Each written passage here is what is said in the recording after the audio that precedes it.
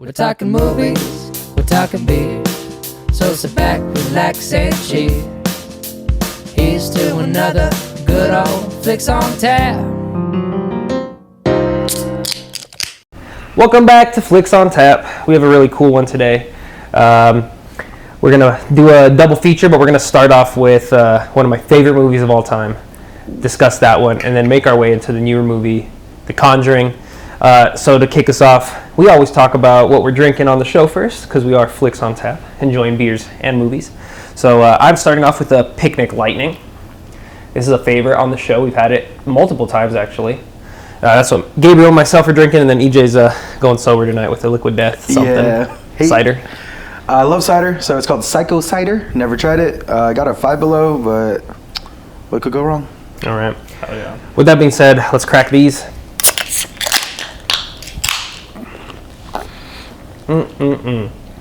Good beer. All right. Anyways. Oh, that's good. It tastes like a fall. Like a fall? It tastes like fall. Oh. I was like, what do you mean a fall? A fall? Yeah, I was like, what does a fall? A fall taste like? Like when you trip. Yeah, what does that When taste you like? succumb The to floor? gravity. No. It tastes like fall. Nice. It tastes like fall. Ours is just, in my opinion, it's just a nice hazy beer. Has a little thick mouthfeel to it from the haziness. Something to it. Yeah. I can't tell what though. What Yeah. kind? Is it an IPA? It's a hazy IPA. Oh, it's a hazy IPA. I usually pour these because like you can see the color. It looks kind of like a Sunny D almost when you pour it, and so that's how I know. But yeah, this one's a 6.8%, so it's a little lighter for an IPA of this style nowadays. But I love them. They're good. They're sweet, not so heavy on the like hoppy notes. Yeah. But as we get this podcast going, how did you guys feel about seeing Godfather for the first time ever on the big screen? Oh, it was One of your my first time favorites. too? Yeah. First time. Oh, One of my favorite movies ever. I think it's one of the best movies ever. You wanna start? I mean, I really liked it. I don't know. It's tough. There's obviously just so many movies. I don't think it broke my like top movie chart. Yeah. But I found myself really enjoying it and really getting to like dissect it a little bit, which is kind of like the perfect balance. Like very watchable, but also still like very message driven. Yeah, and the more you watch it, the more things there are to uncover too. Like I was telling EJ when we were walking up to the apartment that this watch, which is probably like my millionth watch of this, second one on the big screen, I was just catching stuff that I hadn't caught before. So it's just like, it speaks to the detail in the filmmaking. Right. That it's just like I'm still able to find new things and really enjoy looking for like little things that you know exist. Maybe you've heard someone else talk about and you're just like looking for them, waiting for them to happen. So it's really awesome. Like I've only known of The Godfather from clips, from pop culture, stuff like that, right? So like walking into it, I was like, oh, it's gonna be just a good old school movie. Yeah. No, it was a great old school movie. Yeah. Like that first hour just really hooks you onto the movie. You get to the middle where I had to step out because I was definitely falling asleep. But the moment I came back, it just things started rolling again. Which that middle portion's a little tough sometimes because the beginning's just like it gets you going. You're introduced to the family and like it's like a whirlwind of like one of the coolest wedding scenes ever. It feels like you're kind of there. Yeah. Like you just kind of are getting a glimpse of everything that's happening. You kind of feel like you're one of the like guests at the party, which is really cool. But you're also slowly getting introduced to all these important characters that just keep coming back. Yeah. Throughout the entire movie. Excellent introduction, really. I Yeah. feel like a lot of movies really struggle with like they have such a complex world and they just end up dumping exposition on you.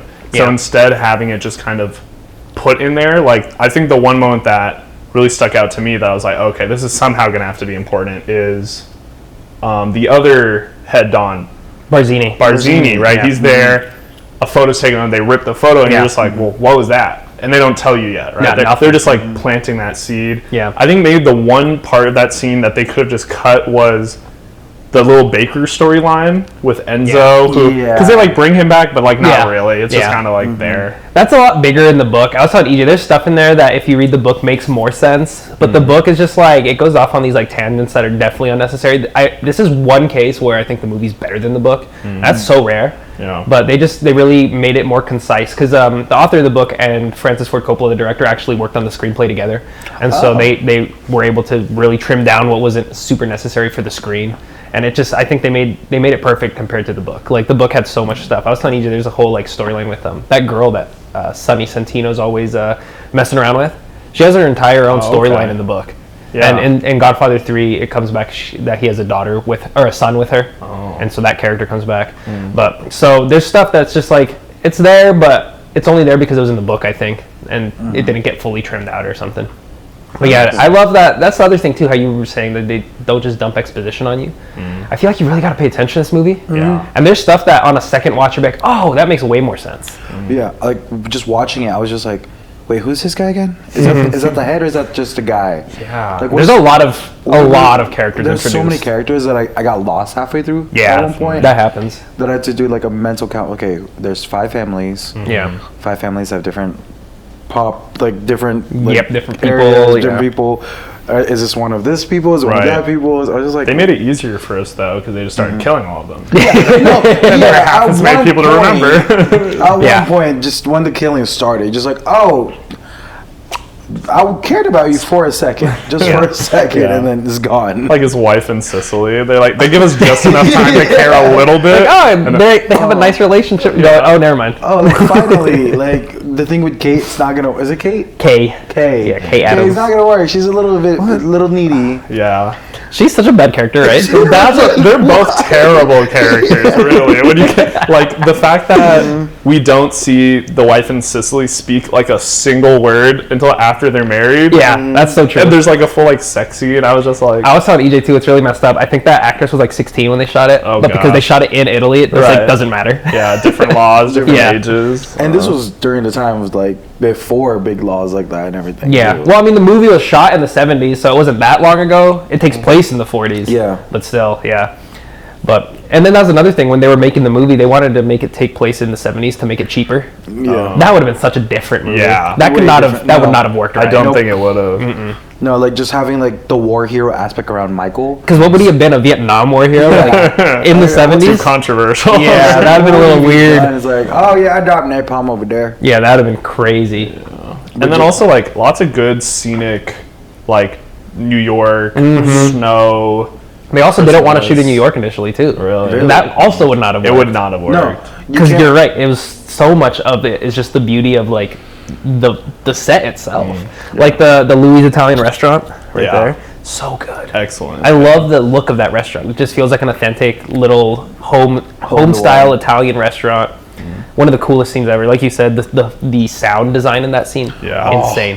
Because you got to yes. consider too, this is the 70s. Like that technology was not that advanced yet to like come up with No. that sound editing. I don't think sound editing was too advanced until after Star Wars in like 77. I believe that. And so to be able to manipulate sound in that way, I think I'm not 100% sure. I want to say that maybe was it Walter Murch might have been the sound editor. I know he worked with like that group of directors a lot, and so he definitely did Star Wars, and so if it was him, that's really cool because it shows like what he's capable of, and then definitely goes on to help George Lucas out later and stuff. And so it's crazy. All those guys are connected. Like George Lucas was on the set of that movie a lot. Really? Oh yeah. And then for Godfather 2, Francis Ford Coppola was really pushing for Scorsese to shoot it, and then the studio denied him. So he ended up doing it too. But that also would have been a different Right, movie. movie. Like I don't think tonally they could have matched too well. No. So it was Michael a Jedi or a Sith? Now that George Lucas is there. Yeah, when they're asking him like, "Do you renounce the acts of Satan?" That's my That's like favorite 5 scene in minutes of movie getting carried history. away. Oh my god! Yeah, I renounce Satan. Like when Oh. we were walking to the theater from my car, I was just like, oh yeah, just my favorite scene is called the baptism on fire. I was like, what is gonna happen? Yeah, that's my favorite scene. That scene was the one that really got me into filmmaking when I was a kid. Because first of all, I watched this when I was like 11 years old. Nice. I was like, age for that. Great. Was that your first tit? probably actually. That's a good point. Probably. Yours is Godfather, mine was Titanic.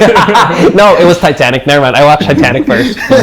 But no, that was a good question. I like that one. But no, yeah, no, I watched that way too young, and so I didn't understand a lot of what was happening. And so, like, I had a really good basis for, like, rewatches, and I rewatched that thing so many times before I even understood what was happening, because I was just so young rewatching it, just because I was like, this is a cool movie. Yeah. Like, I like what's happening in it. It had the violence, it had the family, it had the romance. Yeah. But the romance not needed, low-key, in my opinion. No, and and they don't linger on it too much, which is really good about it. I hate when movies linger on unnecessary romance. Fair. Like when like a James Bond movie just has like all those like random like Bond girls, and they're just there for the sake of being a Bond girl. I hate that. It never adds to the Yeah, story. he kicked the the Vegas dancers out. Yeah, Michael's a faithful man. That was good. I like Faithful that. He's Except like, for when he goes to my favorite is Fredo's actor John Cazale. So good. Scram! When he's yelling at the girls, scram! Scram, get out of here. Or when he's when Don Vito gets gunned down in the street and he's like, Papa! And that kills me every time. Like his only line is like, "You got it, pops." And Yeah. he says it the same way like 4 times in a row. That man has only been in 5 movies before he died. No shot. Every single one of them was up for the Best Picture Oscar. What's and they're his all name? masterpiece. John Cazale. We were watching Which one was it? Dog Day Afternoon here. Him and was Al there. Pacino were in that movie too. He was there, yeah. And I think, and so he's in that one. He's in Godfather, Godfather 2, Deer Hunter. Have you guys seen that? That movie kind of bored me. Dog Days Are Over, is it? No. Dog Day Afternoon. Oh, Dog Day Afternoon. Have you seen that? I told you No. about that. I think I might Really? have told you about Okay. that. That one's good. He Like, I walked in halfway into this movie and it was So good. It was I Yeah. got hooked. Yeah, so the two guys, Fredo and Michael, so Al Pacino and John Cazale, rob a bank, Okay. and they get stuck in there in like this hostage situation, and you find out he's robbing the bank to pay for his partner's sex change. And this movie was shot in like 1974. Yeah, very early to be approaching It got Yeah. released in 75. 75. Yep. So they shoot it in 74, released in 75. So it's like ahead of its time for that. But at the same time, a lot of the line is like really anti-authority.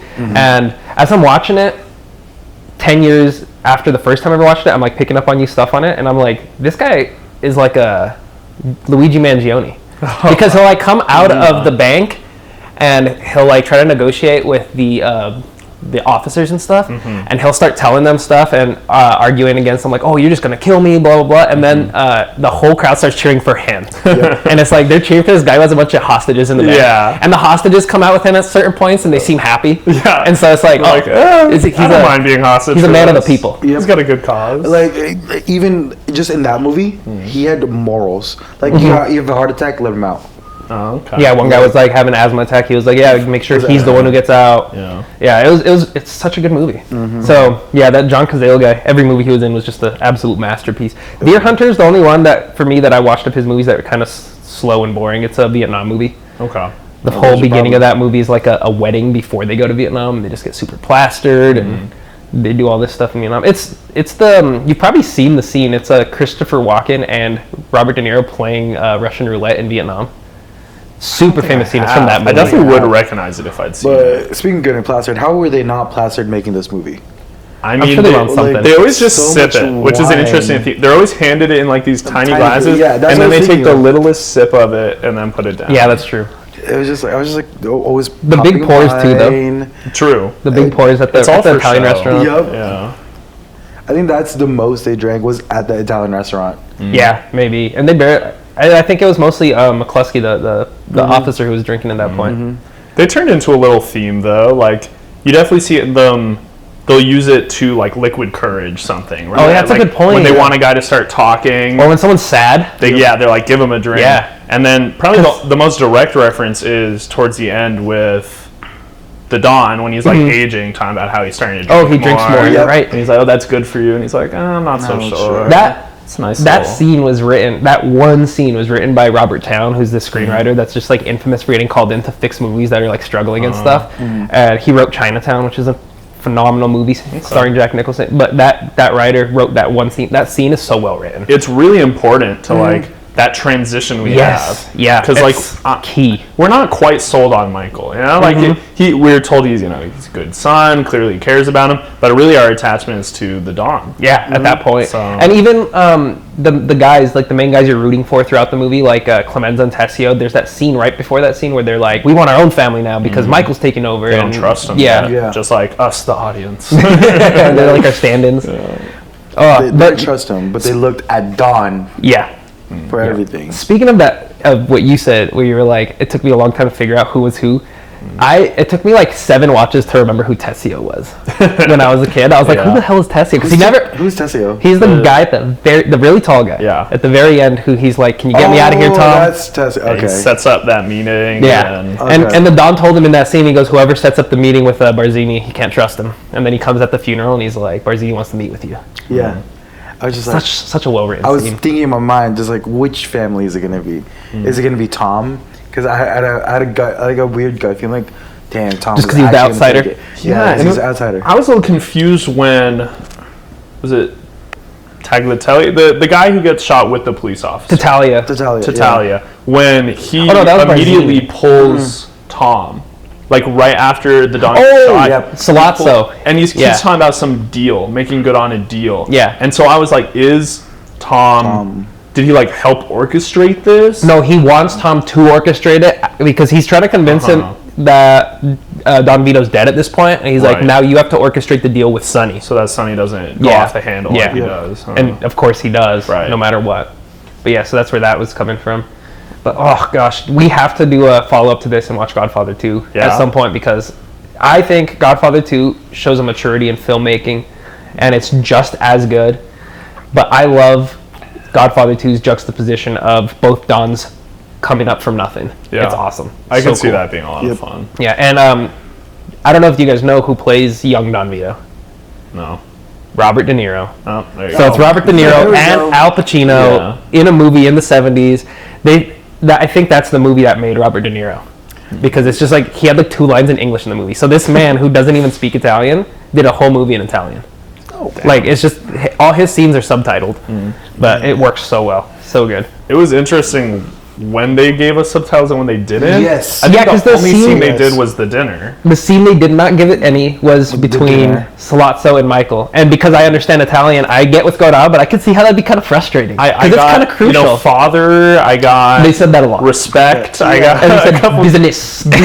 get what I want. Yeah. You don't Yeah. get that part of it. Yeah, so that was, I don't remember there not being subtitles there, but I think it's just because I understand what's happening, and so it never really left a mark on me. But tonight, watching it with other people, I was like, oh, that's kind of an interesting choice to not have them here. Yeah, I was like, thinking, dang, Giancarlo's gonna have to really translate this for us. Cause Yeah, it was just like them talking about like, oh, Yeah.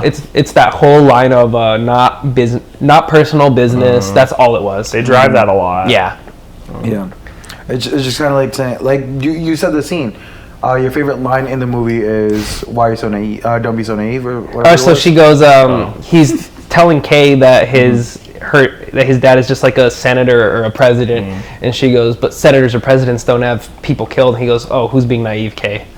I love that line. That So line good. was fire. Yep. So That line good. was very cold. So just like the line being drawn between this is business and this personal, they never cross the line. Yeah.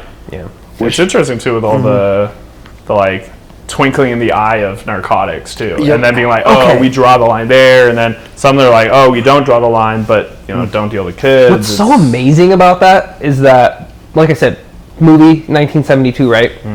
He literally says in a speech, he goes, it's going to be the downfall of us. That is literally what ended the mafia. Right. Is that they got involved with drugs so heavily that their guys were just careless and all using drugs and getting involved with stuff, getting arrested for drugs. And so it brought the mafia down. And they said it while the mafia was at its stronghold in New York. Because the 70s, they were like at their most powerful point.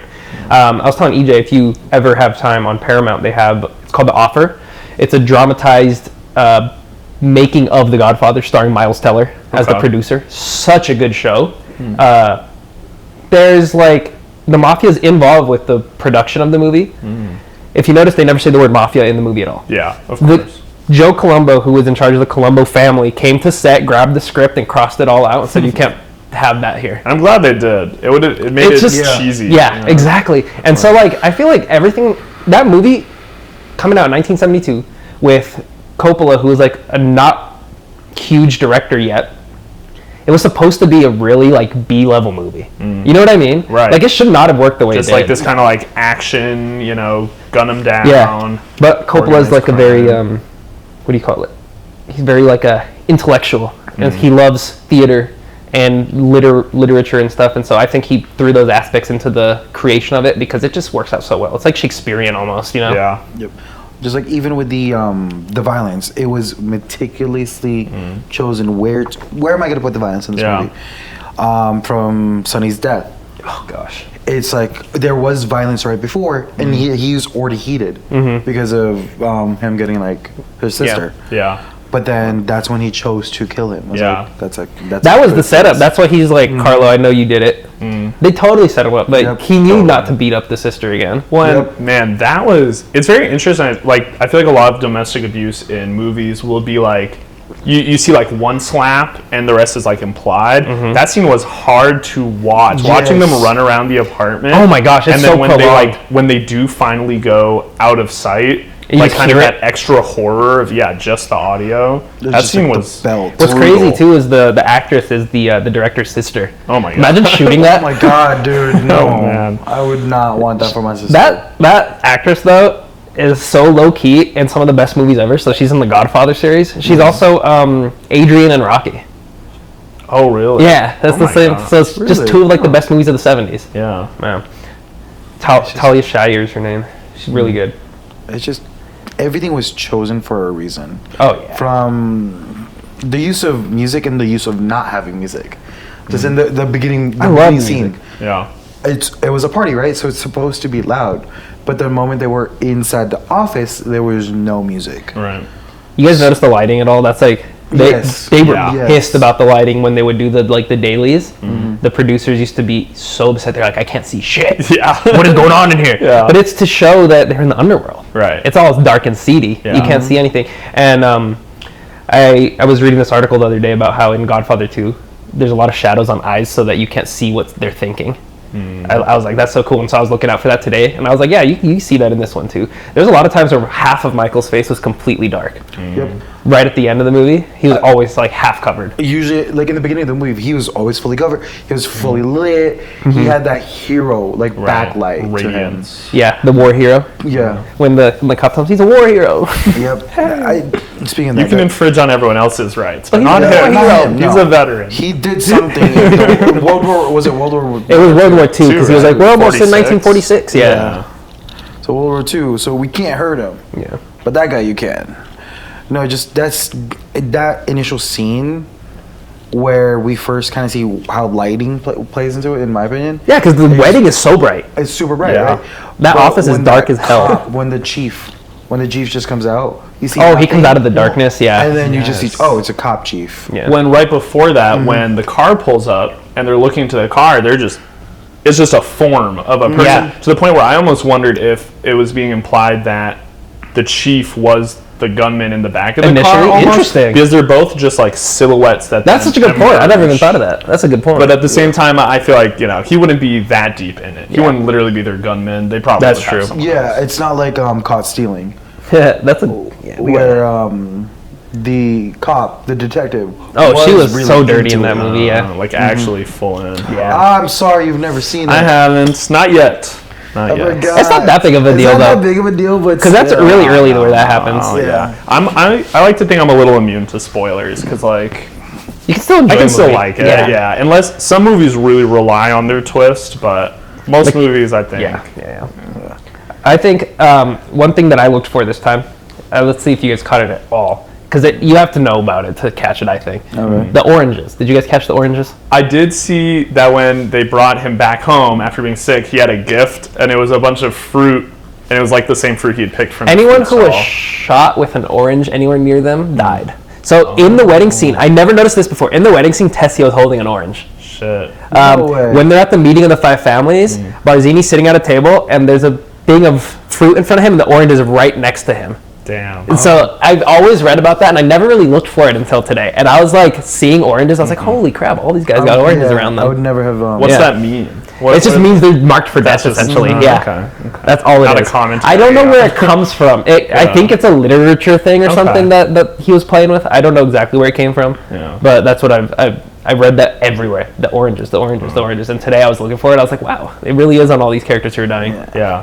I did like when they what they call it, a Sicilian message, when they sent the fish in the body, yeah. because that Like a was, Brassi fish. from what I understand, that was something the mob like actually happened in organized They were so crime. They'd into have that. all these little Yeah. Like quirky messages. things, the horse head in the bed, all very like Gosh, so emblematic iconic. ways to That was an actual horse head they shot with. Really? It was from a It dog was food gory. factory. Yeah, from a what Dog factory? food factory. Oh Yeah. my gosh! Yeah. Not a And- glue factory. I don't know. I don't know if this is true or not. They said that they didn't tell the actor in that scene that it was going to be an actual horse head, so my his scream God. was real.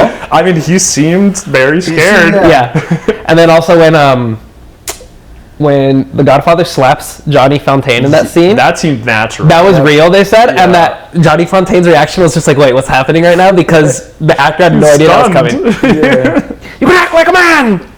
and he smacks him. I was like, wait, what?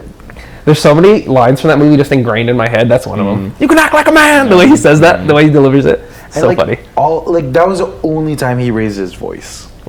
Was at that one point. Every Yeah. other time, Michael also raised his voice one time in the movie. what is he saying? At his wife. At his Yes. wife. Yeah. Yes. Yeah. There's a theme of yelling at women, so I get it. There's a lot of yelling at There's a women. lot of yelling There at women. was, yeah.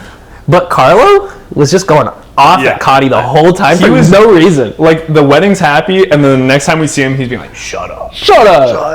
What? That actor too, I think he was just like, he's weird. He has a podcast now, and he just he claims to be like legitimately like in the mob and all that, or from the mob and all this stuff. He So calls we're himself, beefing like, with his podcast. Yeah. We're yeah, we like, have to. We have to start a enemies beef. Maybe we now. can get on it and like ride his debate him. yeah, bring him on, and That'd be so funny. how old is he So now? were you? He's got to be old because that was 72. 50? Here, let's see. He couldn't have been past his like late 30s. That's what I. Is it guess. Carlo? Carlo, yeah, I forget his name. Gianni Russo. Yes, Johnny Russo. Gianni Russo. He calls himself like Hollywood Godfather or something like that. What the? He's a weirdo. He is 81. Oh dang, he's old. We should beef with an 81-year-old. That'd be fun. Yeah, maybe, but it might like send him to an early grave. I'd feel really bad if we like. What What if the beef was too I don't need strong? that on my conscience. Yeah, we'll leave him be. He can be Hollywood Godfather. It's not that big a deal. The other guy, Luca Brasi, that was actually just some mob guy they found and hired. yeah? And they said that, you know, when he's preparing his lines, he's like, "Thank you for inviting me to your daughter's wedding." Wedding. They said that On your they, daughter's they wedding. just they literally were just shooting him, And that was him. and that was just him Wow. like practicing his actual lines, not like written into the script or anything. They were That's just fire. like, let's get this guy doing this shit. And it worked. It was so cool. I forget his name is Lenny something, the actor. But yeah, he was like I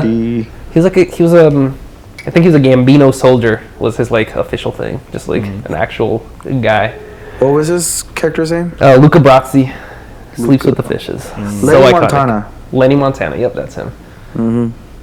Oh, so much iconic lore comes out of that movie too. For sure. I mean, the two lines that I already knew, of course, were "Offer you can't refuse." Yeah. Right. That's That's- iconic. And then the "Look how they massacred my boy." The I've meme. heard those ones a Really? million Because of the times meme. online. I love yeah. the meme. The look how they Look massacred how my they boy. But it was so much. It hit so different, of course. In the Context, you're like, I was oh, that's not funny. I'm not laughing anymore. They did massacre him. they did. They messed his shit I think up. that was the most. No, not the most blood. I would say. It was The horse head was the most horse- blood. yeah, that the was horse head, fucking yeah. But wet. human blood. that was wet. Yeah. Human blood. Yeah. I think that's the most brutal death scene. And they So- let it rub in. Like, they show you the Yeah. booth being, like, riddled with bullets. And then they linger on him laying on the ground for so long, which is just Yeah. like letting it sink in. He's not alive because the first time you see the Godfather get gunned down, Right. and then he's not dead. Right. So then when you see Sonny get gunned down, maybe you have a sliver of hope. I mean, no, it's Not machine really, guns and but, stuff. yeah. But they let it linger. They just show him laying there for so long, and then his guys pull up and they just like look at him and then just hop back in the car. Yeah. And then it cuts They to the don't Godfather even- being like, "Why is my wife crying upstairs?" Yeah, with his little scarf on. His little scarf. Was it a scarf or was it? No, like no, bandage? yeah, like bandages. I was just a scarf. on him a little bit. He looked very dapper. I was like, but- well, He- I was Dapper. thinking, why is there like a Yeah. thing there? Maybe he Did got they, shot like, there. Who knows? Strike him or something? He got shot 5 times and he lived. That's what Salasa said. crazy. 5 times and he's still alive. at his age. Yeah, that's crazy. Who's- It's so tough seeing the Yeah. character who's like, if you've never seen the movie, you've seen pictures of him. He's portrayed as this like really cool tough dude, right? It's so tough seeing him for like 90% of the movie, just like this decrepit old man like Yeah. dying. Real. Yep. I was Has to like, happen. eh, of yeah. course. I honestly like too, like, I agree. I feel like the middle of the movie was like kind of a lull, but honestly, it like, I feel like it almost helped put me in the right mental state because like at the beginning, like you said, there's so much happening, and in the middle there's such a lull, and they just keep bad things keep happening. You know. Oh, yeah. Sonny dies. The Don's in like critical condition. Like you just feel so down. It's a and war. Then the end is so euphoric. Yeah. Because they finally are winning again. Like when he goes to Vegas, Gosh. it's losing too. Yeah. So that end just felt so like. The baptism of fire is just like the most insane thing that happened on screen in that movie though, because he's literally just eliminating anyone who said no to him for the past hour. I didn't even recognize half of them. So there was like Barzini. There's a couple other random mob Mo guys. gets shot. Mo Green gets Yeah. right in the eye. And so I was telling EJ, Mo Green was based off Bugsy Siegel, the guy He who looked founded. really familiar. So he founded the Flamingo here in Vegas. Mob backed all this stuff, right? He got drive-byed in his mansion in LA, the real guy. Yeah. And one of the bullets hit him in the eye. And so that's a little nod to that. Yeah. That's the character who he's based off of. Okay. But yeah, no, the movie just, it does everything so well. And then when you get into Godfather 2, they build upon that Mo Green storyline with such a really like, it's so crazy when a sequel can be just as good or better than the original. It's hard. It's hard. Yeah. And that movie, it just keeps, it's like, if you played them back to back, it's like one movie. I don't even count them as two separate movies. It's just so perfect. It just keeps going. It's amazing. And then there was like talks that Marlon Brando was supposed to come back for this one scene at the end of Godfather 2, but he didn't. And everyone's like, thank God he didn't, because like his death in Godfather 1 was just serene. Just let him be. Like rest in peace, essentially, you know? Right. He died with his grandson. Like that's perfect. Yeah. Because most of those guys actually just get gunned down or something. Yeah. Like the way he died was his transition into kind of like normalcy. Yeah, Because yeah. he was so like, he was always Playing like with his grandkid. father, Godfather, to grandfather. Yeah. And the first time we see him not in a suit, Yes. you know, just wearing that like grandfatherly vest. Yeah. Like, yeah. Very Just- normal. Just serene. Yeah. He's having a good time with his family. He Like, kind of even- got a retirement essentially for a little bit. Like even with the semi, like when Tom said, "Oh yeah, he's in semi-retirement," he still had some garbs on. Yeah. That kind of like showed like Well, because still have he power. kind of took over Tom's position at that point as consigliere, where he was like the counselor, giving him the advice of what to do, telling him like, oh, whoever tells you the meeting for Barzini's the one who's going to kill you, all this stuff. So he was still working somewhat. The character that Michael says will become the concierge in Nevada. Carlo. It's Carlo? It was Carlo. Yeah, 'Cause I was know, gonna say, it gets is a that little character hard. come up in the second movie? But Nah, if it's it Carlo, was Carlo. obviously Yeah. not. yeah. Yeah. So he was kind of just like playing Carlo that whole time. Just kind of holding him close to. Exactly, and that's what you notice too. The more times you watch it, you'll notice stuff like that. Because I didn't really recognize the first time I watched it. It kind of flew over my head that Tom Hagen kind of gets kicked out for a while. Right. He's a I was little like, oh, annoyed. And then wait. he's like, wow. Tom Hagen got kicked out. I did not remember that for a while. I was like, okay, because Tom Hagen to me is just so iconic in that role as Right. like the counselor, the guy who knows what's going on. Because he's good at it too. Like when he goes to see Jack Waltz, and he's just like talking to him, and he's so calm. He's like, he doesn't ask for a second favor when he's been denied the first or whatever. Like the way he just delivers his lines is so good. Like Robert Duvall is such a good actor in that role. He's when I watched To Kill a Mockingbird a few years ago, shocked me that he played Boo Radley. That was Boo Radley. It's been a while since I've read that book. Which character? Is that the one That's of the the- lawyers? that's- Or is No, Boo Radley's the one that's like locked up in the house. Yep. I forget exactly I gotta the reread. context. I'm trying to remember. Pretty much in the house he was seen as I think scary person of like of The kids would like house. mess around with the house because they thought it was like haunted or something. They're like, "Oh, Boo Radley," and then it was just like this like normal dude who might have been like slow, maybe. I Yeah. forget the exact story context. Okay. But yeah, it's the same actor, which is like crazy. That guy has such a cool range. But yeah, it's oh my gosh, there's so much to dig into with that movie. Just keeps going forever if Yeah. you think about it. Because with their cast, like at the time, these are all star-studded casts. Yeah, that's another thing. No, except like Al Pacino was no one. Yeah. Al I Pacino gotta was absolutely admit, no one. I did not. I couldn't. I tried to watch Scarface and I didn't get through it. You don't like Scarface? Maybe I just wasn't in the right mood. There have definitely been movies I tried and had to like try again later. I've had that many times. But the first time I tried to watch it, I was just like, I get it. He looks tough. He looks cool. But as I've gotten older, I've disliked it more, though. I will admit that. When I was in like 8th grade, that was the coolest movie ever. And as I got older, I was like, this movie's not as cool. Like, it's just like a shoot 'em up, like drug dealer, blah blah blah. Blah what The blah. Godfather would have been if they didn't go so hard with the like Yeah, water it could have themes. very easily been that. That's what's crazy. Yeah. But the director of Scarface is actually a director I really, really love. Like, this is him actually. I have a whole book on his. This is a film studies book on all the filmography of the director of Scarface. But Brian De Palma, fantastic, fantastic director. He did Blowout, which is a movie I highly recommend. Okay. It stars John Travolta as a sound guy for B horror movies, That sounds pretty cool. and he stumbles into a political conspiracy Okay. when he accidentally records the assassination of like a political candidate shit. while he's getting like B-roll for his movie. Such a good movie. So Such it's an called amazing movie. Blowout? Blowout. Okay. So good. I'll remember I that. think it might be on Prime or something. It's on something right now. It is Blowout? fantastic. Okay. It's that's the reason that Tarantino put Travolta in Pulp Fiction. Okay. Yeah. So Okay. he was like obsessed with that movie. It's important. He also directed the first Mission Impossible movie. Brian De Palma. He did? Yeah, he has a really the first. weird, varied career. My favorite movie of his is actually called Hi Mom from like 1969. It's like a kind of like a Vietnam draft dodger comedy satire, black comedy thing where he like there's a scene. It's like one of Robert De Niro's first movies ever, and there's this like weird scene where Robert De Niro is in this like theater troupe of black actors who like get these white people in and they're like, this is what it feels like to be black, and they just torture them. It is like an insane insane movie, Okay. but it's just like kind of shows you what the 70s were like. It's Right, really cool. yeah. It's just like a Intense snapshot into the satire 70s. and- Yeah, That could be fun. I think that movie's free on YouTube too. It's just like such a Maybe low. fun wasn't there? That could be a thought-provoking watch. That's exactly. There we go. Yeah, that's a good way. Fun? Yeah. It is fun.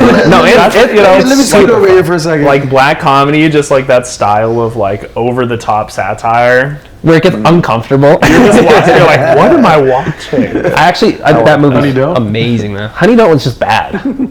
The new Ethan Cohen movie, so bad. That was the one you watched with Caught Stealing. Yeah. right? Yeah. Yeah, because we And it's just stuff got right after you see a good movie. we were so hyped on Caught Stealing. We were like, let's go watch another movie. No, both of them. Like, seeing both trailers. No, I know, but like after Caught Stealing, we just pulled the trigger on buying the next ticket Real. because you were like, today's a good movie day. Now this is a question that's probably stacked, but what was better, Conjuring 2 or The Godfather? Oh, The Godfather. Okay, I figured that was the answer, but just because it's another double. Yeah. You know. The Conjuring though was like I enjoyed it. It was a really good send off to the characters because Yes. I watched the first Conjuring movie on premiere night in a movie theater when it came out, and I loved those two characters from the beginning, Ed and Lorraine Warren. So cool to me. I've watched every one of the movies since, not the whole universe, just the main line. I've missed some of the Annabelle movies, and I've never seen any of the Nun movies. But the main storyline I really always enjoyed just because I like the characters. And the movie wasn't scary, but it was a perfect send-off to the characters. Yes. And it was a very... It tapped into the family aspect of the story more, which was cool. Okay. And honestly, that's what those movies aren't necessarily terrifying, and so that's like a good route for them to have gone, is Right. to tap into the more human aspects of it, which are like, people have been watching these characters for a while, they're used to them, let's feed into that a little. Yeah. And that's what I liked about it. Like, it was scary enough to... But you don't watch horror at all I either. hate horror. Yeah. That's the thing. Which is too bad. Really, I I hate horror. am extremely pro. Yeah, horror. I know you it's are. probably one of my favorite genres of movies, but What's your favorite horror movie? my favorite, Yeah. if we're talking like live action, it might be Barbarian. I haven't really seen like that yet, and I Barbarian. need to after watching It's Weapons the and same liking it director so as much. Weapons, Yeah. and Really? honestly, I would say I need to watch Barbarian it. was a level above Weapons by a good amount. I've heard that. I have really heard. liked Barbarian. And then animated though, I really like Perfect Blue, haven't which even heard when of we that. saw that Ghibli was back in the theaters, Oh, it yeah. reminded me Perfect Blue is going to be back in theaters. Ooh. And so If you like it that much, I'll have to check I recommend it. it. It's more of like psychological, kind of like reality I like that. warping. I like that, But it's though. a very popular like Japanese director, and Yeah. he has a lot of other good movies too. Oh, cool. If you like Perfect Blue, like Paprika, I've heard of that one. Tokyo, Godfathers. I've heard of that. Yeah. Okay. They're all really good. Yeah, He's yeah. a very storied director in that side of things. Yeah, I've heard of those two. I haven't heard of Perfect Blue. That's interesting. I really recommend it. Cool. So, I gotta if check you that get the out then. chance on the Regal Pass, not sponsored. Not sponsored. Please sponsor us. Yeah. This podcast loves you. I took like 2 free months, and I'm happy with it. Oh gosh, yeah, so great. No, it's just with this Conjuring movie compared to the other 3 on top of it, it wasn't too paranormal. It wasn't, which wasn't. felt weird. Yeah. I think it was trying to pay a lot of homage to The Exorcist, which I love because The Exorcist is a classic movie, another 70s movie. I think all the best movies came from the 70s. That's just me. Yep. I don't know why I have that thought, but if you look at my list of favorite movies, it's full of 70s movies. The Long Goodbye, Godfather, Godfather 2, Mean Streets, Taxi Driver. Oh, I love Taxi Driver. I do really like Taxi Driver. That's playing this month too, but it's playing on like a Tuesday. And so I'm like, I don't want to do that. I got to go to sleep. Anyone who's watching Taxi Driver on a Tuesday should probably get like a little Psychological exam, like, right after. Like, that movie is a really good movie, but like I really like No, it. that's crazy. Yeah. How long is the movie? Not too long. Shorter than The Godfather. It's like 2 hours, maybe 2.5. But I watched it in theaters on its 40th anniversary. 2016, I think, is when I watched it. Because I was still in film school when I watched it, and I remember it. It was like a big deal that it came back out into theaters, and I was so excited. I even bought the Blu-ray. I don't even know where the Blu-ray went now because I don't have any DVDs anymore. But I watched the special features on that like repeatedly. That movie was so groundbreaking. Yeah, lots of good commentary on like masculinity and manhood, which The Godfather had too. Yeah, Godfather The Godfather. That actually reminds me too of I think it was the second season of White Lotus. You ever seen that show? No, people talk about it online a lot. In the second season of White Lotus, they're in Italy, and Michael Imperioli, who was the Chrissy in Sopranos, which takes a lot of inspiration from The Godfather, of course. He's playing like this guy who brings his son to Italy because they're Italian, and they're on this really fancy, nice vacation, and his son, of course, is like a college liberal, right? And he's like, The Godfather is about toxic masculinity, and he gets heated at him. He's just like so pissed. He's like, The Godfather's great, and he's like, and I every time I think about like the themes of masculinity in the movie, I think of that little scene in White Lotus. It cracks me up. It's so well written. They're both a little right. You know? What's that line he says about like women and children can be careless, but men can't? It's like, okay, I get what you're saying. That was probably true in like 1940s. Yes, like, exactly. That's once you so let them funny. start like voting and owning property, things change a little bit. They can't anymore. What do you mean once you let them? Well, I don't. Maybe my years are off, but I don't know. They definitely didn't have all their rights yet in 1946, right? No, they definitely did not, because I forget the name of it. I watched this. I don't know, but I watched this show about trying to get that one amendment passed. What is it, the 27th Amendment, maybe? I forget. About Kate Blanchett was the star of that show. She played this like Republican person who was fighting that amendment. Oh, and on the other side of the bill. And it didn't get, it ended up not getting passed, but it was like during the 70s. And it was like a woman's right amendment of some kind. I forget exactly what it was. That's like the era of progressive legislation. Yeah. Mrs. America? No, maybe, I don't remember. It's on Hulu or FX or something like that. It was really good though. But my point being that even in the 70s when the movie was being made, there was still a disparity present. And so you see it in the movie, where in the movie it was mostly the women in the... But the movie also does take place in the 40s, which is even 30 years before that. Yeah. Right. That's why I'm like, it's accurate to the time period, but of course, the new wife barely speaks. One of the characters is being abused. What's the name of the test they have in movies for Bechtel? Yes, the Bechtel It definitely does not pass it. No, it does there not pass are no scenes free of men. So already we failed. Yep. But even if there were, then they would need to not discuss a man, which definitely doesn't happen. So definitely And then, fail on that. let me think of all the women. There's Mama Corleone, who just like tells Johnny Fontana to sing I a song. couldn't even tell she was like, it took me a little while to realize she was part of the family. Yeah. So that's just They like, don't even introduce her fully. no, they didn't. They do more in 2, like you understand. Oh, okay, that's who that is. Yeah. And then there's Kay, who's just like whining at Michael every scene she has. Always waiting for him, and then he comes back and she's like, "No, it's too late," and he's like, "But I love you." She's like, Okay, you know, I'll get in the car. Let's do it. Let's do And it. then he lies to her at the end too. Yeah, no, it's her. And she hugs him.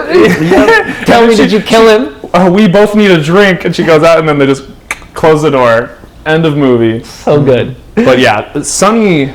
Does Sonny have a wife? His wife is the one in the house holding the baby. Right. Yep. And then he has the other girl who has no lines. Yeah. And And then, like pinches her cheek. yeah, randomly. that's that one. That's the one he's having the affair with. Then his wife is literally just like, Sonny. That's her only line.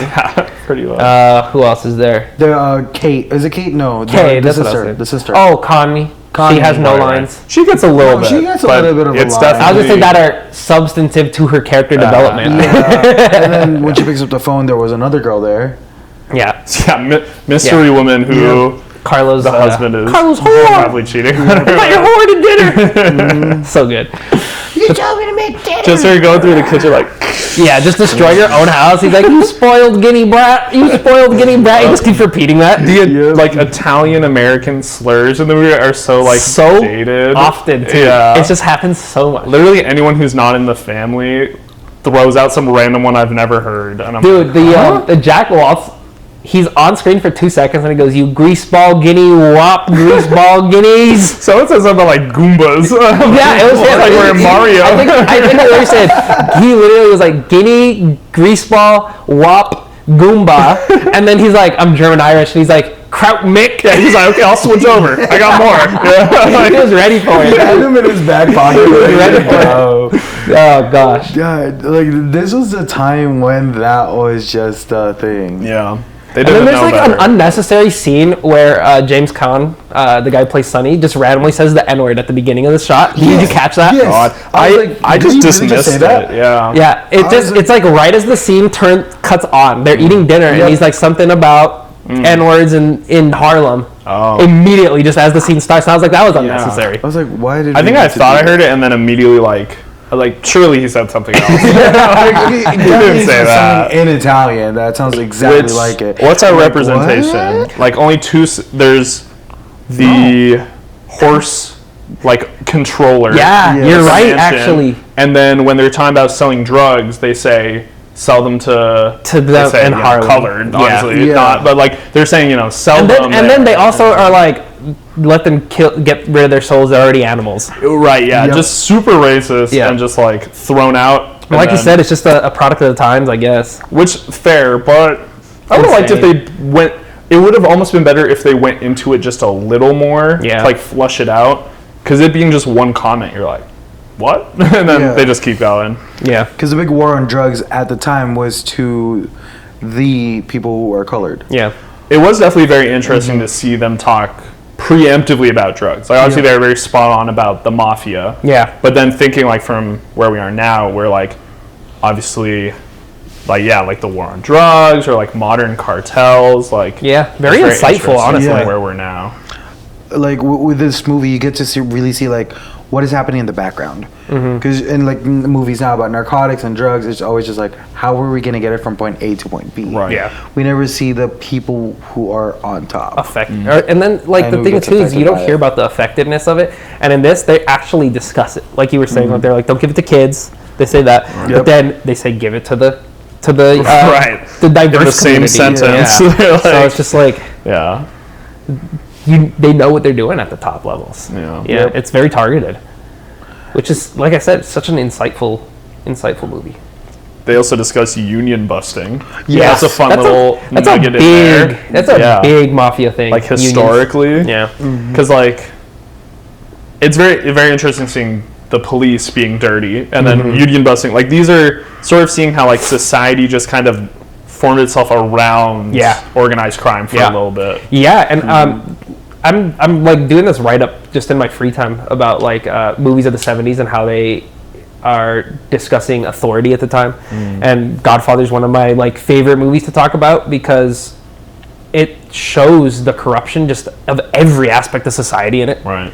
From, like you said, the unions to the cops to like in that opening scene when Amerigo Bonacera, the Undertaker, is coming to him and like asking for help, and he's like, "I believe in America." The opening line of the movie. Excellent opening. I believe in America Fantastic opening. with nothing on the screen. Yeah. I was just like, as soon as the screen went black, I was just waiting for that line to come on. I love that whole little spiel about how he's like, "I believe in America." I went to the cops. Nothing happened for Yeah. me. Yep. Help me. Yeah. And it's like even the help he goes to is corrupt, though. Of course. Yep. No one is okay in this Yeah. world. There's not a single person who is good, honestly. There's no good person in this movie. Because even Bonacera, he's like, I'm trying to be good and I can't in this world. And that's Like, I think had to that- come to you. That is an excellent opening because we, through the lens of the movie, naturally are viewing these, quote unquote, criminals as our heroes, The as our, protagonists, yep. good main character, even though they're doing all these awful things. Yeah. And so using that to set the tone of like, why are the people doing these awful things? Because of systemic failure, right? Things have Exactly. fallen short, and now other people are stepping in to fill that. All right, like my daughter will never be beautiful again. Now what can I do? And then when he like asks for justice, he's like, "That's not justice because she's not dead. She's like, alive." Like so. he's like trying to play it off like he's still good. He's like, "I can't kill him. I can't. Yeah. They didn't kill her, so I'm not gonna kill them." Weirdly principled about random things. Yes, exactly. It's like the choice principality of it is so weird to me. Yeah. That's what I think Michael was thinking of when Kay asked her, "Is it true?" At the end of the movie. What do you mean? What was he thinking of? You mean He never killed Carlo. he didn't? You're saying, He yeah, didn't kill Carlo. Yeah. So I think his justification for saying no like he didn't pull the trigger. was You're like, saying, I'm not the one who pulled the trigger. I just loaded the gun. We're opening up a philosophical question. What is lying? Yeah. Yeah. Does misleading count as lying? Yeah. Does- But like if you like comparing Michael's Dawn to Vito's Dawn, it kind of works the same way. Like he says like, yeah, I'm not bad, but I'm also not good. Yeah. But with Michael being superhero coded in the beginning, to then having to do a change to be the person to pull the trigger, because it seemed like he never shot a gun before too. before the murder, Yeah. that was the like right where you walked out was when they were preparing him with the weapon. Yeah. And he's like pulling the trigger, and Clemenza tells him like the trigger's too tight. So you can tell he's like had a hard time, even though he's a war hero. That's what I was thinking. I was like, what did Like, he do in war then? It was fine for me when he was tentative in the restaurant because I'm like, this is different. Yeah. Right? Like they even comment on that. They're like, this is different than war where you're like you 20 don't- feet yeah, away firing you gotta some get up rifle. close, get But your blood all over your Ivy League In suit. him like shooting a gun in a closed room, he really should be He should be fine with comfortable that. That's with like it, a yeah. shooting range, Yeah. right? That's, Because like that's when I walked back into the theater was when I heard I think the second gunshot. Yeah, you walked in right at the end of them The prepping second the one, I gun. was just like, I hear like, why is he like from the what I put two and two together? It's like, why is he hesitating? Yeah. He's a war vet for some war hero, I should say. apparent, yeah. Apparently, Yeah, what don't hear that constitutes a outside war of hero? I wonder. He had to kill a lot of people. Is that what it is? Real hero action he out was there. so good. In he World War killed so II, many people. he collected 100 Nazi scalps for Brad Pitt. Oh god. You know, and what's Yeah. What's really interesting about that too is, of course, like from an American point of view in World War II, Italy is the enemy. Of course, the Italian people felt, you know, Mussolini was not loved by the Yeah, Italian people in definitely any not. way. But it's interesting too when he's in Sicily and the GIs. Americans drive by and Yep. that Fabrizio. like bodyguard Yeah. is Yeah. like.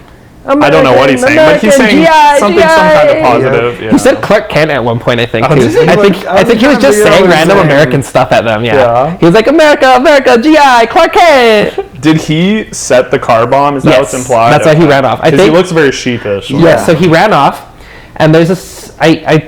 I've read somewhere that there's a deleted scene of that was supposed to be in the baptism scene of him getting killed as well, but they're like, it doesn't fit with everything else that's happening. Too much of like an environmental Yeah. jump. But he gets killed off too in that skirmish was initially the idea, because Michael's just getting revenge on everyone. Right. Anyone who wronged him. Yeah. I was a little annoyed at how much that like wasn't acknowledged, like the car bombing at all. Like we didn't even see Michael be like, "Oh no, my wife." Like, My wife. If he at least said that, I would have known he was sad. But instead, they just cut To him, and next thing we know, he's in America. Yeah. With Kay. And he's like, I've been back a year. Immediately, yeah. I've been back a year. Time skipped. Yeah. Yeah. That movie. I mean, it was a long movie. They had to True. pick and choose. True. Maybe they There's could this- just cut her out altogether.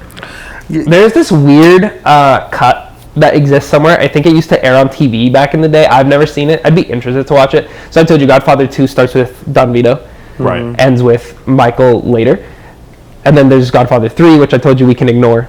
But there's this weird cut that exists somewhere of a chronological Godfather, and it plays as like this 8-hour movie. Yeah. It starts at Don Vito in Sicily, and it ends with Michael at the end of Godfather 3 in chronological order. I'd be interested to see that, Yeah. just because of like what you're saying. Like, there's so much time passing that I didn't really recognize on initial watches. Just Yeah. like he comes back, it's been a year, he's with Kay, and then it's like we don't even see them get married, but then he has a kid who's like 2 years old too. Right. Right. So Yeah, how much so- time is passing? Jump. Yeah. That's something that confused me on top of like all the characters. Was just like I was watching his eye heal. I was watching that eye took forever. It- That was my Because he was in time. Sicily all I'm like, messed it can't up. be that long Yeah. because his eye's still Yeah. messed up. because what like. But then in Vegas, Fredo's like, oh, that doctor fixed you up real good. yeah, I was like, So it's like, what happened to his face? Yeah. How messed up Because was they his said he face for real? broke his jaw. Yeah, but Did it? it was like here that was. But yeah, especially here. when, because like this part healed, because when Sonny takes a look at him, there is like a bump here, but and then he's for the wired longest time, shut, it's like I right think. here. At one Yeah. point, he's talking like this. So Yeah. I think it's like wired. definitely. But then they're just like, put a little makeup like on your cheekbone. And, Yeah. It was just timing wise that was very confusing, because like when he comes back from Sicily, he's like, like he comes back to okay, it's probably just been a couple months. And he goes, yeah, it's been a year, Mm-hmm. It went back a year, maybe more. He maybe says. more. Like, so Yeah. what were you doing within that in that Getting year? entrenched in the letting mafia. go, I guess. Yeah. Like- Just diving in deep. Yeah. Making sauce for 20 men. He by the way learned how to take olive oil and put garlic in there. Very important scene. It's very important to learn. Why don't you tell that girl you love her? I love you. I can't live without you. Honestly, I wonder if someone's like tried to copy Clemenzo's recipe from. I'm sure a million do it people right have now. tried. see what pops out. It's probably pretty low quality. I was gonna say it's Like, probably very basic. Yeah. It just tastes like very acidic. Yeah. No, it depends on very oily. the tomatoes you would use though. Yeah. Because if you use like a San Marzano But I'm saying he tomato, didn't mention any he seasonings. Sugar. He said sugar. Yeah, but that's the only seasoning. Just He said sugar. He said And tomato then, paste. but then what's in his meatballs and sausage too? That's probably where 'Cause that most of affects it. Yeah, real. but it's like just the base tomato sauce of itself. It's probably gonna get a lot of his flavors from the San Marzano tomatoes. Yeah. Because if you're Italian, you're definitely gonna use San San Marzano. Marzano, 100%. Yeah. And from the cooking off the tomato paste. Yeah. That's something he said. Like you got to cook up the tomato paste. Come to a boil. Yep. Okay. Put in your sausage and your I'm writing meatballs. this down. Yeah. Yep. That's The Goodfellas cooking scene though. Oh, that one that beats can it. be unbeat. Where he slices it Yep. with the razor. That's cool. That's just meticulous. That's a scene that I think they made to show that he just loves food. yeah. Yeah. So It's just so simple, but so clean. Goodfellas has a lot of like really random like Italian stuff like this Yep. movie has too. Like the But El it feels Tampino. almost Is it more El personal. Tampino in the Goodfellas? The what? Like the big pasta, like in the bowl. They got so No. many random stuff. They got there's a scene where they kill a guy. Have you seen Goodfellas? I actually have. I haven't seen The Sopranos. I haven't seen Goodfellas. Goodfellas is way more realistic about the mob, Okay. where you see the grittiness. There's a scene where they kill a guy. They go back to Joe Pesci's house, and he lives with his mom, and he's like looking for a knife to like dislodge the guy's like ankle or something. Gosh. And the mom turns on the light in the kitchen's like, "Sit down, eat. I made pasta," and it's like 3 a.m. It's so like So realistic for an skinny. Italian. Yeah, Manja, exactly. manja. It is so funny, and it is like the best. Yes, it's like the best scene in the movie too. It's so good. Goodfellas is another one they're playing in the middle of the week, but that would have been another great one to see on the big screen. You were just talking about the garlic scene, right? That garlic scene inspired the scene in Chef when he's Yeah, making the pasta yeah. aglio olio. Yeah, I love Chef. That's a good movie. Have You seen that? Chef? No. John Favreau. That's a good It's a one. good one. It's a really good one. John Favreau and Vince Vaughn did a mafia movie called Made one time. That was a funny movie, but it's like Is it it's Made? crappy. It's called Made, like Made Men. Yeah. Yeah, it's crappy, but it's funny. They had I really liked Swingers. You seen Swingers with John Favreau and Vince Vaughn? It was like the first movie they No. made. They made it for like no money. They would film it in like bars around LA and not tell people around them they were filming a movie. Oh gosh. So it's just like super guerrilla filmmaking. What's the It's like, what's legality in happening? that? Yeah. I don't know, but It's like you're secretly an extra in this it is movie. a fantastic movie. I love that movie. But yeah, there's probably people who are probably like still mad about that to this day. Like, fuck John Favreau. He never made Iron me Man. sign anything. He just like put me in his movie. And they go into like a random Vegas casino and like are filming in there. It's so good. That's something that threw me off about The Godfather. That was like when they randomly went to Vegas. Well, you got to think about how But- much Vegas is Mafia. mafia mafia. land. Yeah. Like we have a lot of history here. We have the Mob Museum Yeah. in Vegas. I love the Mob Museum. I've been It's- 3 times. It's really good. I went once and I definitely They didn't get changed through up, all of it. They It's a changed lot. the exhibitions too, so it's really yeah. I've It's never been. I've I never went been. Should. the last time I went was to listen to a guy from the Chicago Outfit talk. Like he I think he was an too. ex-mob There was member. a speaker there. Did he? this is a weird way to identify him, but one of his legs was very stiff. I'm not sure why. I think that was the same guy. Yeah, I mean, he was an excellent speaker. Yeah. Like, it was very clear. I mean, honestly, it was real, but, like... It's the guy who was talking about... very detailed. How, like, his dad was, like, betraying him and stuff. Yeah, that's right. Like, he had to eventually... Like, his dad, he felt, had, like, gone too far. Yes, that was... And, like, was too paranoid, and he had to, like... I went to go listen to that guy. Excellent speaker. So good. Really passionate stuff. It's. I think he regularly speaks there. We should go to a speech from that, because you'd like it, especially after, like, if we watch some more movies, too. I got some really good mafia movies that everybody needs to watch that some people never heard of. Like, one of my favorite movies ever is called Mafioso. It's a Italian movie from the 60s. It's about, like, it's a black comedy, but it's like this guy who's from Sicily. He moves up to Milan with his family, and he's like a well-to-do guy now. He has a real job and stuff, and he goes to visit his family in Sicily, and he gets sucked into this big mafia plot, and he's like not a mafia guy at all, so it's like turns comedic, and he's like, you have to do, the mafia guy's like, you have to do something for me now, and he's like, all right, I'll do it, whatever, and he's like all nervous about it, and they like throw him in a giant wooden box, put him on an airplane, he wakes up in New York.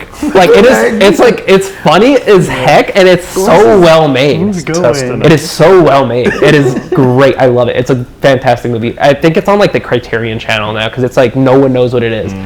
I don't even remember how I first heard about it, but it's so good. Like, one thing that was really cool about Godfather is those like Sicily scenes. You get that like classic mafia stuff, like where it came from. This whole movie's like that, so it's really cool.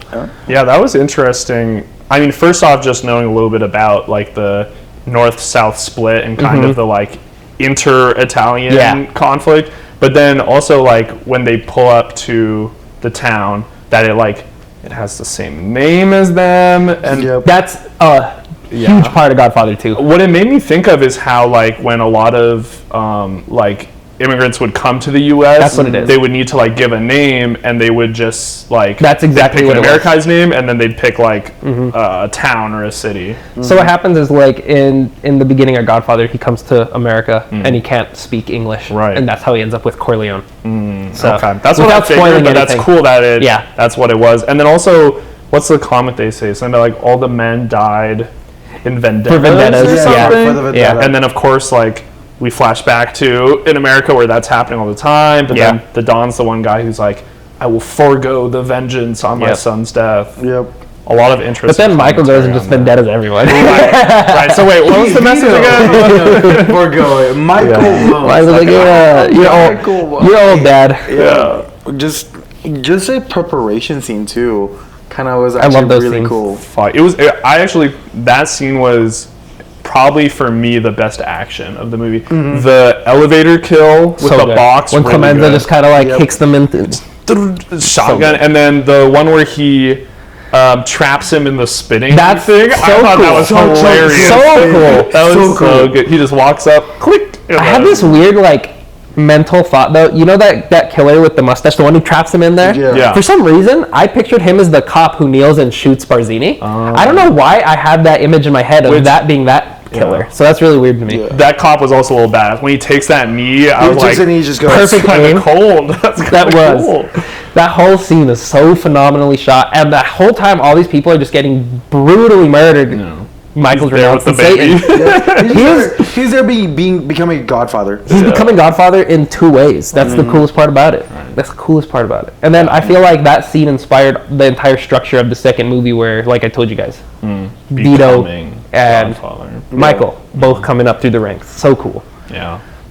It's like, with this movie, going into it, I always thought that The Godfather was about Vito.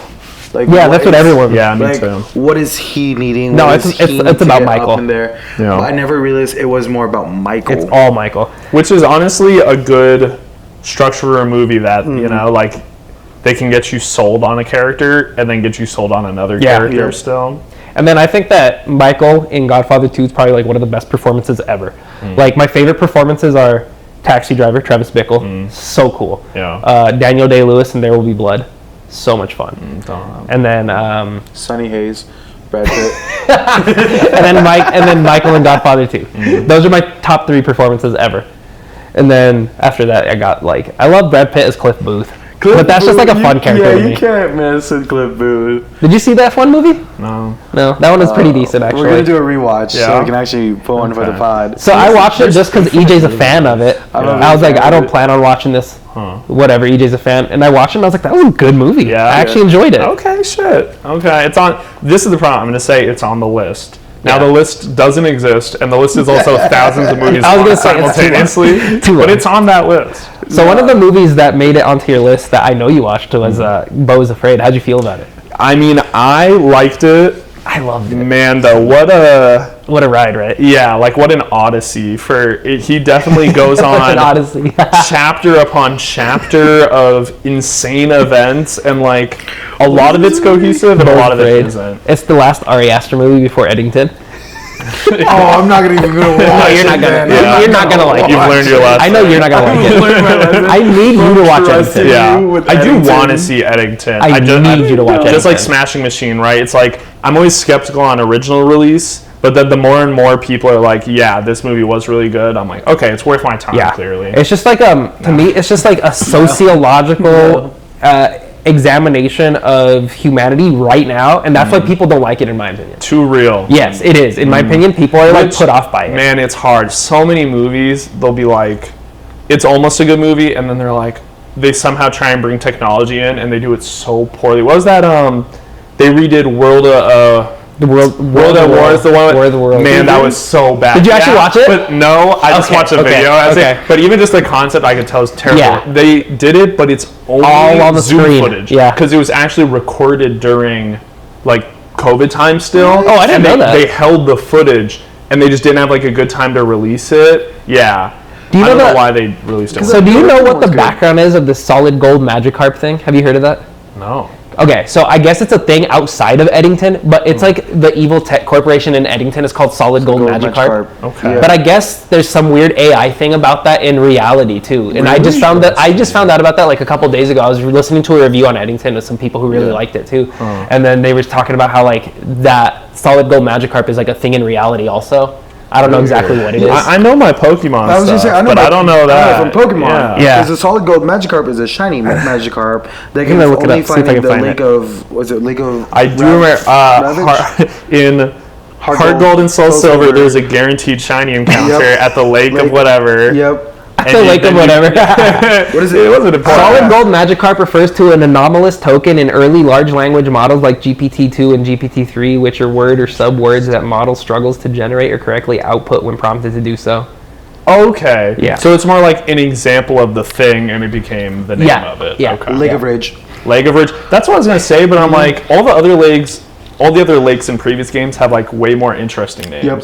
So I was like, no, it's not a Lake of No, Rage. it's Lake of is Rage. it? It's like a Ridge. guaranteed shiny Magikarp that you catch. And then you get the red Gyarados. Then you get the red Gyarados. He's badass. It's actually really Were cool. there Megas in that game? No. Megas came out in X and Y. Okay. Have you seen the new Mega design? Where did this conversation go? This is how amazing. you opened up This is amazing. Open this can with Magikarp. the Mega Victory Bell and the Mega Hawlucha. Yeah. I like the Mega Hawlucha more than the Weaving Bell. I think that's the universal response. I think the last Pokemon I played is literally like red. the first one? Yeah. Just fucking red. Yes. Just red, not even blue. I'm jealous. Red. I didn't play red. No, I had, and my starter was Charmander. Nice. I You're a love real Charmander. classic. Classic, yeah. Who's your? Are you a fire, water, grass type starter? I'm usually a water starter. Use a but water I starter? switch up for some case. My first ever game I picked was, well, technically Silver. Yeah. I inherited my dad's old Game Boy, but the save didn't work. So I could only play as long as the battery could run, which was like the second gen. So funny. So I don't count that. But in Diamond, I picked Chimchar. So you Okay. had Diamond too. That was Yeah. the first one. Diamond. Yours It was red. Yeah. Yeah. I picked him. No. Piplup. I chose. I recently Piplup. played the remake, and I picked Piplup. Yep. But poor Turtwig, he didn't Well, deserve yeah, that. I yeah, should he pick doesn't him some deserve other that. time. What's that game? I think it's on PS5 and Xbox. It's called like something Pals. Pal World. I want to try Do you that. know who Video Game Donkey is? No. He's a pretty popular gaming YouTuber, but he's always joking about he'll play these like Pokemon ripoffs and he'll call them the Pokemon killer, like they're as if they're gonna eclipse Pokemon. Yeah. But now he started calling new games the Pal World killer, That's as so if Pal World has already become. What's That was a good they had a good lawsuit about that too. Yeah, I did. That's how I heard about it. Nintendo is very aggressive with their IP. IPs. So. Like the Mario, Donkey Kong, all that stuff. Yeah. No one can touch They it. have IP striked porn videos. Where people have been like, I'm Mario and Princess Peach, and they're like, no. No way. Yeah. They don't even acknowledge it. You know what I That's mean? probably the better route. Yeah. I think that's probably what they do now, but... That's so funny. But they're very strict on their IP. Nike also does that a lot. They'll just sue anyone whose shoe has a similar silhouette. Yep. They just hop on lawsuits immediately. Yeah. I guess when you have that much money, you just use it to prosecute content creators. Pretty kill much. everyone. I didn't know you got Burger. They're like the Michael Corleone of the corporate world. Anyone who's crossed me. Anyone who likes oranges. Yeah, I'm never eating an orange ever again. Now that I didn't go near Now one. I Now think that about I don't want to it, get shot in the brain with Vito one. died. That's when Vito died, was when he put the orange Yes, peels in his mouth. that's what I'm saying. The orange is a big thing. Oh, I couldn't tell what he put in his Yeah. mouth. It is an orange peel. It's He an orange cut it to peel. be like teeth to mess with Yeah, his yeah. grandson. Yes, Symbolic. Speaking of teeth, why were their bottom teeth always so jacked? I noticed that And their too. top Is teeth that- too. They had Even the weird bodyguards in Sicily had fucked up. like, Everyone had fucked their up. teeth were so fucked. I think it's because 1940s, that and the shots were so close on their faces Real. a lot of the time. They were just really tight shots where you can just really look at their teeth. I feel like in most movies you don't get to look at there people's were teeth that gaps. much. Yeah, big but gaps. Or they were crowded. They had a little bit of everything. Yeah. there was all kinds of stuff going It's on. because of the smoking. The smoke. Marlon Brando's teeth were really messed up. Like there was towards the end, there was scenes where he opened his mouth and they would look like gray. Yep. What was interesting too, you mentioned the close-ups. A lot of times when they weren't in close-ups, I could tell they were using a lot of voiceovers. Yes. Which, Yeah. now that you mention the What? book having a lot of extra content, that checks for me because usually voiceovers are in my experience, it's they have all the film, but they're oh, we want to get this plot point in. Yeah. But then some of the voiceovers were just The first energy scene, setting. They voice over in the car Yes. before they take that guy out and kill him. and then when Kay and Michael are having that iconic Yes. discussion, that was the clearest one to me. Super. But the opening scene, Amerigo Bonacera, they voiced over him. It's not as obvious with that one, That one I didn't catch, yeah. but it's because the actor could barely speak English, is what I've read. The Okay. actor's just super Italian. Which, that's a good use of it. Yeah. Usually I am a little anti-voiceover, but only when it's that scene with Kay. Only when Yeah. I'm watching the characters and it unimmerses It throws me you out, because yeah. I'm wait, they're It's moving their too mouth obvious. differently to what I'm hearing right Yeah. now. Yeah. The Caught that? yeah, no, Yeah. yeah. I was not able to catch that one. That's crazy. Dude. That one, the K scene is That one so really obvious. stands The one out. where they're walking in the street in Yeah. Rhode Island or wherever she went back to visit live with her family. That one was really obvious. Even in the dinner scene with the cop and Talia, they use a little bit of it, but it's very well synced in that scene. Yeah. So I was Yeah. I gotta rewatch this now. yeah, There's a 10 o'clock showing. What time is it? 11:33. tank. Now, we have to watch. We have to get second. to us three. Have to watch two together now, I'm ready. and I have it. Yeah. We'll watch it at some point, and then if we decide we can watch, I told you I have the edited version of 3. It's called Godfather Coda. He took the 3 out completely too. He was Coda, because Coda in literature is the end of it, Yeah. the prologue, whatever you call it.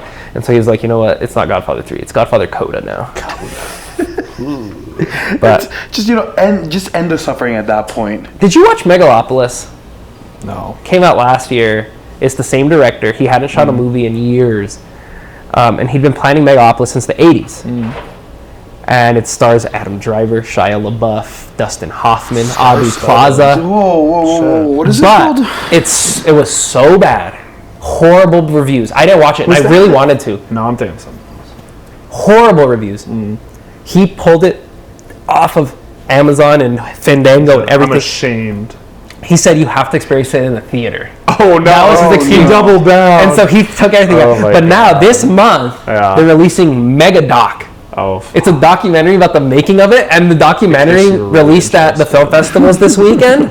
And the reviews for the documentary about it are amazing. Really? And so I'm Nice. super excited to watch the documentary, even though I haven't seen it. And I looked it That's up this so weekend. I interesting. wanted to watch it, and I can't watch it. It's nowhere. you must see it in the Yeah, it has theaters. to be in theater. It's I hope they 4.7 release it. IMDb. Yes, it got- 45% on Rotten It got Tomatoes. panned. That's so interesting. But there's people who like it because they said I understand what he was trying to do because it's supposedly super trippy.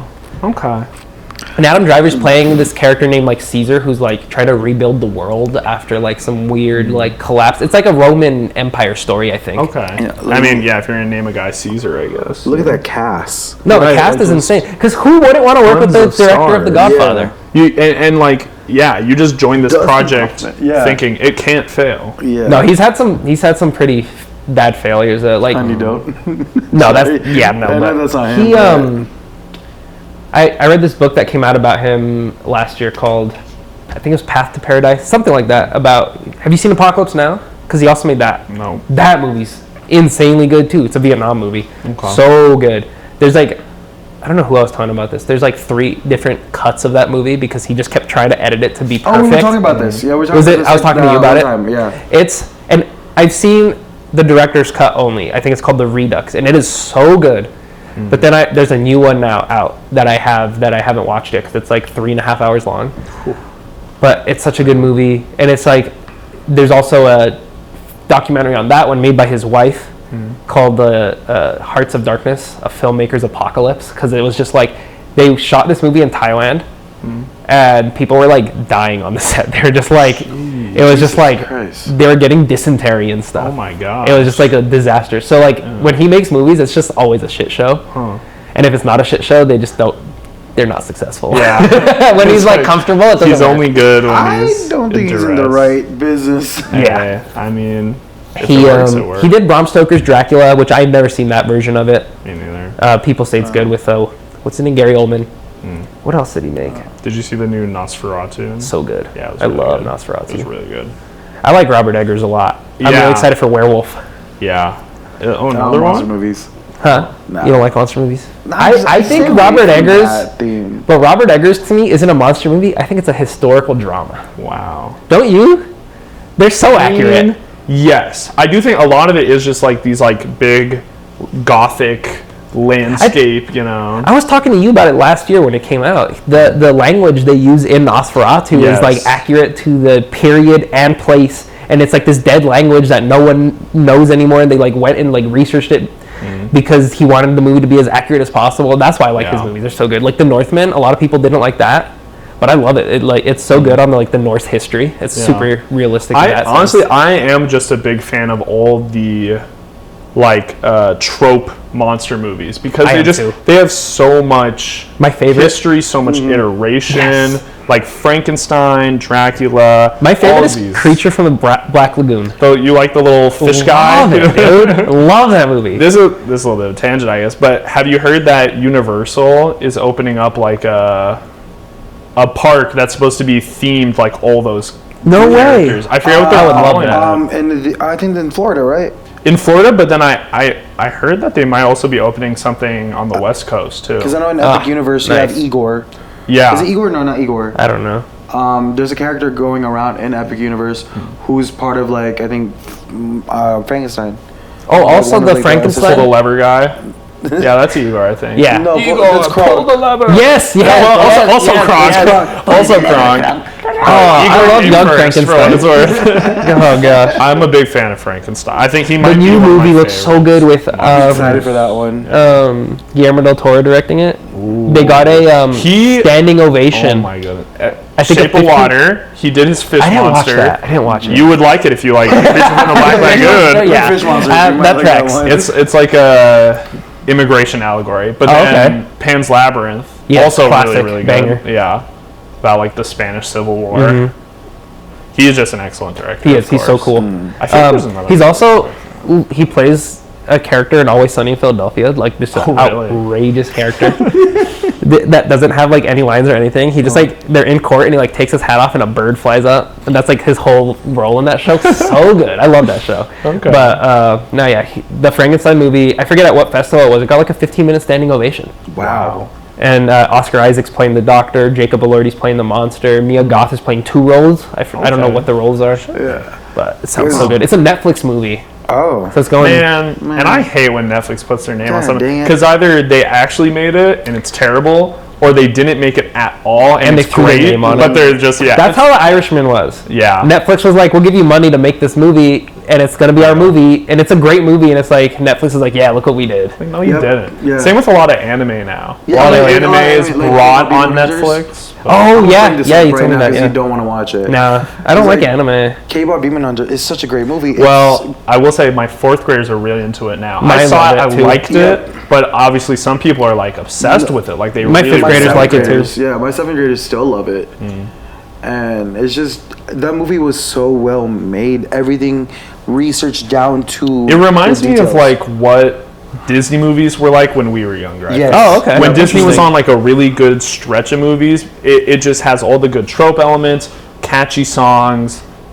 It's a solid movie. It's a I don't it's a really watch solid animation in movie. general though anymore. Really. Yeah. I think The it last- gets such a bad shake. I think it's gone better now, but for a long time it got a really bad rep as like either being for children Yeah. or super pervy, which like exists of course. Yes. But to just like ban like one style of art, like there is animation of every genre of movie. Yeah, like, you that's a can good find an anime. I think you might really like some of the like really quality 80s action anime, Yes, like Cowboy Cowboy Bebop. Bebop, like Okay. these sort of like hero driven. I'll have to check it out. Dark hero. So I'm not like I'm not opposed to any of it. It's just like I've seen stuff where I'm like this I don't like, and I don't think know it- what it is. That If I were to give you watch. one to start with, it would probably be Cowboy Bebop. Okay, cool. I'll It's definitely check it out. episodic. It's very easy to watch. Cool. What's that one with the really iconic cover of the motorcycle? Akira? Akira. Is that Akira right? is good, It's good. but there's like a storyline that emerges a little way in that is really jarring to me and totally kills the aesthetic for me. Oh, okay. But it's still a very good movie. And knowing what you like, you might like Neon Genesis Evangelion.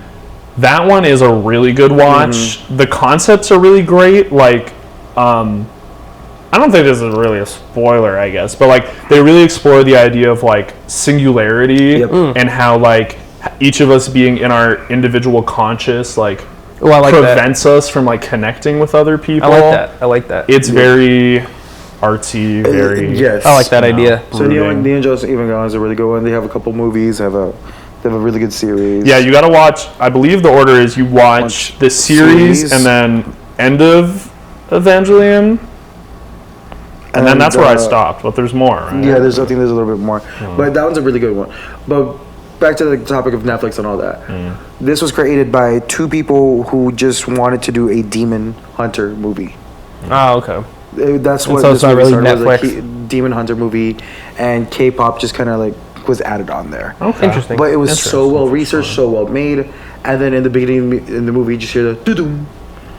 So Right. Netflix got the money for it when yeah. it should have gone somewhere else. Like it should have been an independent release at the theaters. Right. That's the where thing too. Netflix Sony- now is like they're at least they're throwing their movies into theaters so people get to enjoy them that way. Because there was a point in time where they would just go straight to Netflix. Yep. And if it was a good movie, that sucks because Yeah. like You just miss it. yeah, and like recently that I've been going to the theater now that I have that Regal Pass. I forgot like how cool a movie can be on the big screen because I hadn't been going for a long time just because it got so expensive and like $14, $15 for a ticket. Real. yeah. It makes you really evaluate if it's worth it. Like, do I really Especially need to see when this? you own all these streaming services Yep. anyway. You already paying and for you're all like, that am I stuff, really yeah. going to pay more to go see That's the it? Or thing do I too just is really- like when you have a TV and a sound system at home, it's like it's so comfortable Yeah. to just watch it. Because But- you can have food, you can have drinks, you can just have all that. You can pause to go to the restroom. That's my big thing. I gotta say that your theater is... That's a you issue. the Hey, but theater I is didn't get so up once close during for you, Godfather. though. I can't. I definitely have to drive further to get to any movie theater. Yeah. That's true too. Yeah, for you. At least I have those two right there. We watched Conjuring at one Regal, then drove a mile to, or like not even a mile, like Like a two stoplights. stoplight Oh to the my next God. Regal and watch The Like- Godfather. The competition. It's just, well, out of the two, I do prefer the first one. I like the Summerlin one better, but they don't get as many theaters or as many Shows. movies Yeah. because it's a way smaller theater. There's only 5 theaters in there, and it's all luxury. And this one, when it popped up, first off, it popped up with IMAX in the name, which makes me Yeah. think it's also mostly those sort of It's things. the bigger stuff. And then yeah. also, like, they have a big thing on the wall saying, like, you know, pardon our... they phrase it so funny. It's something like Pardon our progress. I'm like, Oh. just say you're like under construction. Like so extra, but It's just like Disneyland. Pardon our pixie dust. at They go- least they that's go to quirky, I Disneyland. guess. Yeah. This one was just like, But that's been under construction for a while. I think since we started going to that one, it's been that way.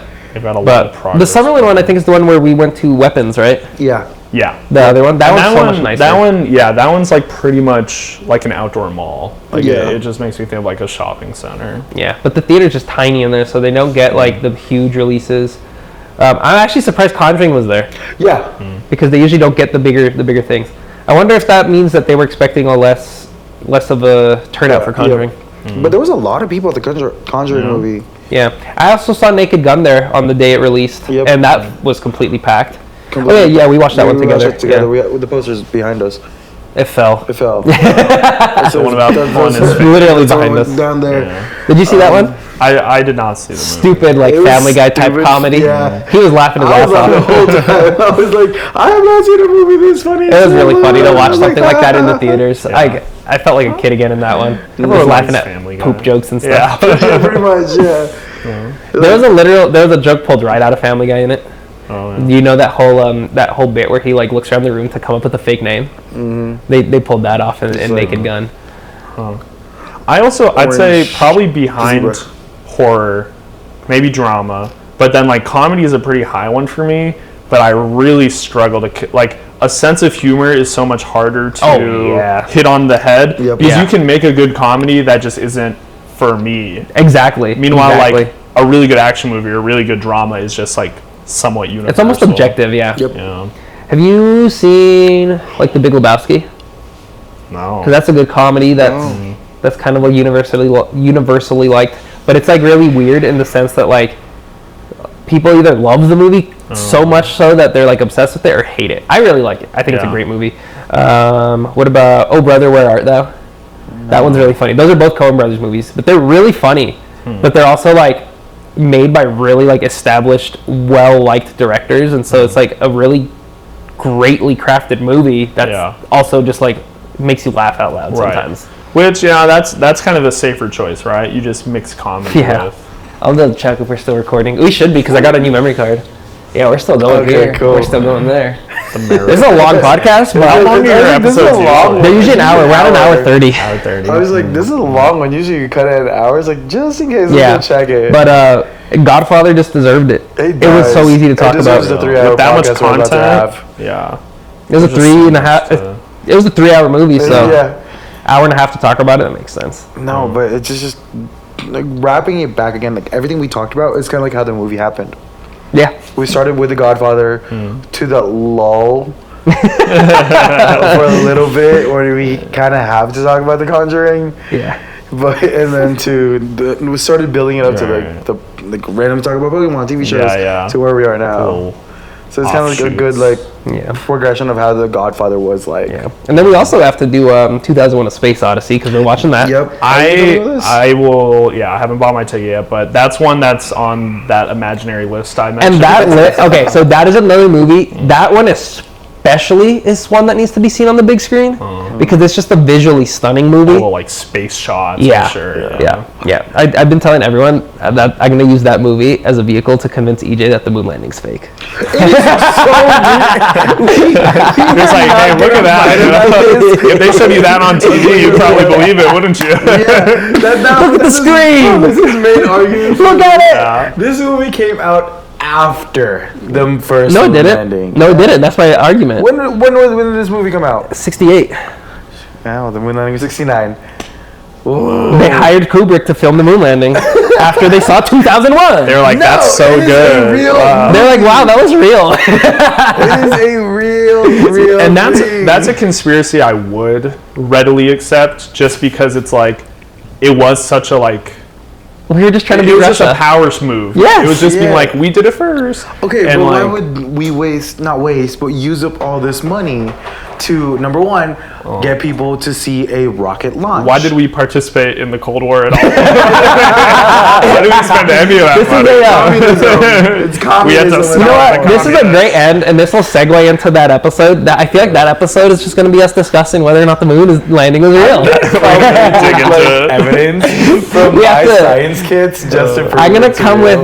with evidence in the opposite direction. You come with yours, and then Gabriel can be the deciding mediator? factor. Yeah. He sits where I'm sitting. I'll just visit the moon and I'll check for Figure it out, and yeah. then I'll get to the bottom. Neil Armstrong was a size 10, and this is a size 8. Wait, Neil A. backwards is Alien. So that's gonna be a good. That's Yeah, gonna be a good that'd be pod.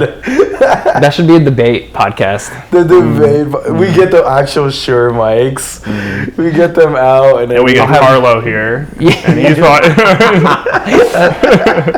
We're like Hollywood Godfather. No, not right now. no. We need to talk about the moon landing. It is real. He's like, he just pulls this classic. Shut up! Like, Yeah. Just leave everything. Just take the cannolis. Leave everything else. The moon landing is real. I love that scene where he just tells her "Bafangul" and she goes "Bafangul."